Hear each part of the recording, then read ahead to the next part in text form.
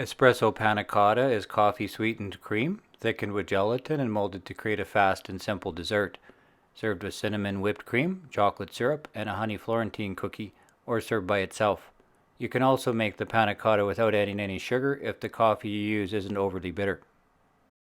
To make 3 100 milliliter espresso panna cottas, you will need to soak 2 sheets of dry gelatin for about 5 minutes in cold water to soften the gelatin, so it can be absorbed into a hot liquid better. This process is called bloom. Scald 200 grams of heavy cream and 50 grams of cane sugar in a small saucepan. The temperature of the cream needs to be over 40 degrees Celsius or 104 degrees Fahrenheit to melt the gelatin, so when the mixture starts to steam, it is time to add a double shot or 60 mils of espresso coffee. You do not have to use darkly roasted espresso blends in your espresso machine. You can use any type of coffee bean you want. Quickly drain the bloomed gelatin and add it to the cream. Mix well and adjust the sweetness to your liking.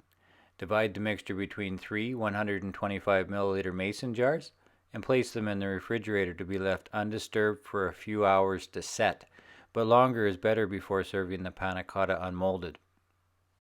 To make chocolate syrup, scale 50 grams of distilled water and 50 grams of a good quality local honey together in a saucepan and bring to a boil. Scale 25 grams of cocoa powder, and when the honey is boiling, whisk it in. Adjust the consistency of the syrup with a little more water and strain the syrup into a small decorating bottle to cool. To make Honey Florentine cookies, scale 30 grams of room temperature butter, 25 grams of brown sugar, 20 grams of a good quality local honey, and 20 grams of a good quality stone ground whole wheat flour into a mixing bowl. Mix well with a rubber spatula and scoop a half teaspoon of Florentine batter onto a baking sheet.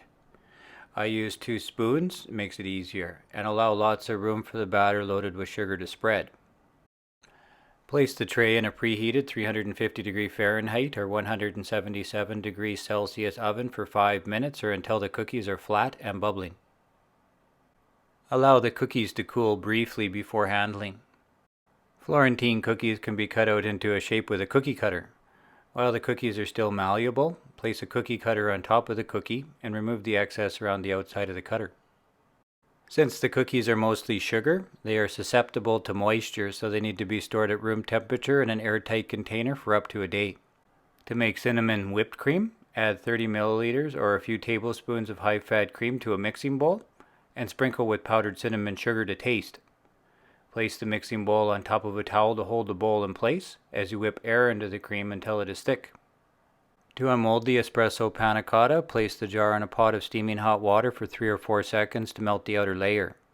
Invert the pudding onto a plate and decorate with chocolate syrup, a small dollop of cinnamon whipped cream, and a Florentine cookie. Small mason jars are very useful. They make great gelatin molds because the glass heats up, allowing the outer layer to melt so it can be unmolded onto a plate. Or the espresso panna cotta can be eaten out of the jar as a convenient serving dish too.